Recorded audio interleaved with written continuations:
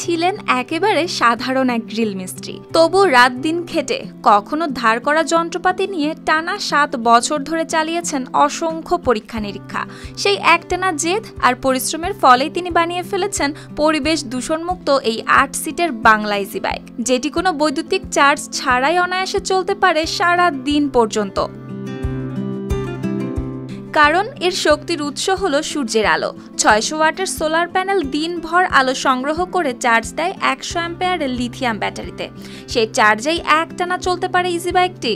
কিন্তু এটুকুতেই শেষ নয়। মেঘলা আবহাওয়া, রাতের অন্ধকার বা চার্জ শেষ হয়ে গেলেও ইজি বাইকটি চলতে থাকে একই গতিতে, কারণ ব্যাকআপ হিসেবে যুক্ত আছে একটি ছোট্ট পেট্রোল ইঞ্জিন, যা ডিসি ডায়নামোর মাধ্যমে ব্যাটারিকে রিচার্জ করে চলার শক্তি যোগায় আবারও। ফলে যে কোনো পরিস্থিতিতেই ইজি বাইকটিকে দমিয়ে রাখা প্রায় অসম্ভব। এমনকি রাজুর দাবি, তার ব্যবহার করা লিথিয়াম ব্যাটারি সাধারণ ইজি বাইক ব্যাটারির তুলনায় অনেক বেশি কার্যক্ষম। যেখানে সাধারণ ইজি বাইক ব্যাটারি মাত্র 300 বার চার্জ আর রিচার্জে দুর্বল হয়ে পড়ে, সেখানে সোলার বা ডায়নামোর থেকে লিথিয়াম ব্যাটারি 3000 বার চার্জ নেওয়ার সক্ষমতাও রাখে।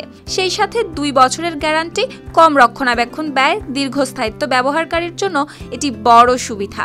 ওজনে হালকা হওয়ায় ইজি বাইকটি সহজে বহনযোগ্য। আর বাজারের প্রচলিত ইজি বাইকের তুলনায় এটি বিদ্যুৎ নির্ভর নয় বিধায় জাতীয় গ্রিডের ওপরও চাপ কমবে, পরিবেশ দূষণ কমবে আর চালকদের খরচও অনেকটাই হ্রাস পাবে বলে দাবি এই উদ্ভাবকের।